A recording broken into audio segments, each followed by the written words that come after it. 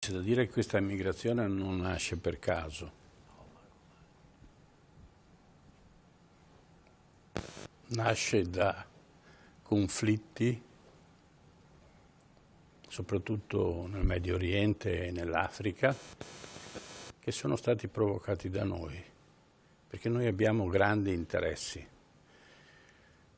Noi non tanto come cittadini quanto come multinazionali e soprattutto multinazionali che non sono italiane, perché ormai noi di grandi aziende ne abbiamo gran poche.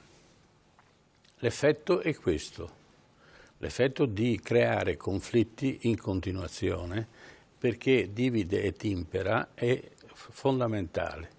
Se io divido le popolazioni e li metto una contro l'altra, ho possibilità di prendere le cose a un prezzo decisamente più basso, quindi tutte le materie prime e il petrolio. Dove si trova il petrolio nasce necessariamente una guerra. Abbiamo visto nel sud del Sudan che è successo un disastro, questo ancora 10 anni fa, e sta succedendo ancora un disastro perché chiaramente ci sono coloro che hanno necessità di appropriarsi delle materie prime e quindi questo è l'effetto.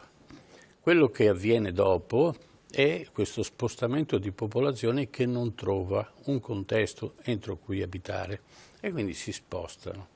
A questo spostamento poi viene incrementato da altri interessi che sono forse più piccoli delle multinazionali, ma sono comunque grandi interessi. Ad esempio? Quindi abbiamo droga. Diciamo che il paese più addentro nel sistema del commercio della droga in Africa è la Nigeria. E quindi c'è un grande commercio e i cittadini nigeriani ne sanno qualcosa perché hanno invaso buona parte dell'Africa con coscienza, scienza e coscienza, soprattutto il Sudafrica, e questa stessa cosa, questa esperienza viene fatta immigrare anche nell'Europa. Quindi ci sono grandi interessi. Poi c'è un altro interesse secondario, ma comunque che colpisce i paesi europei, che sono invece il commercio. Oggi il commercio in Europa sta crollando, la popolazione europea sta invecchiando e comunque tutti gli europei hanno il minimo indispensabile per poter campare, anzi bene.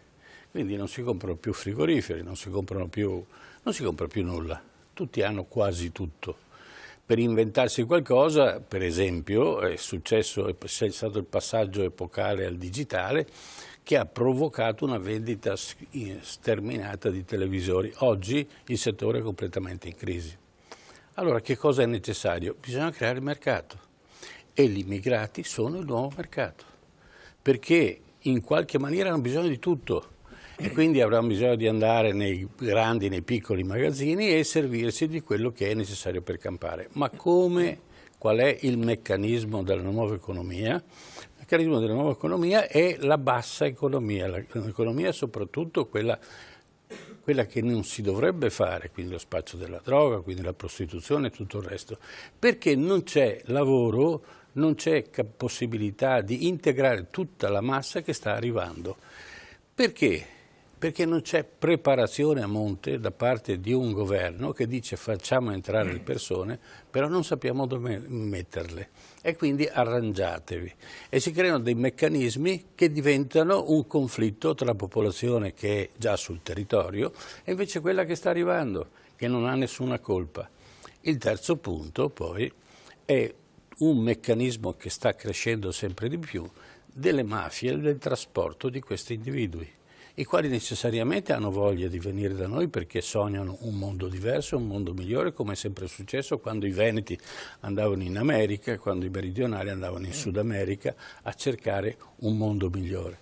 Però naturalmente questo crea un disagio all'interno dello Stato e della popolazione italiana che va ripianato e non è facile ripianare il tutto con una frase, oppure con organizzazioni che sono meritevoli, come quelle presenti oggi in questo studio, ma che però sono diciamo, è come vuotare il mare con un cucchiaino, perché maggiore è la problematica che arriva piuttosto che quella che si risolve.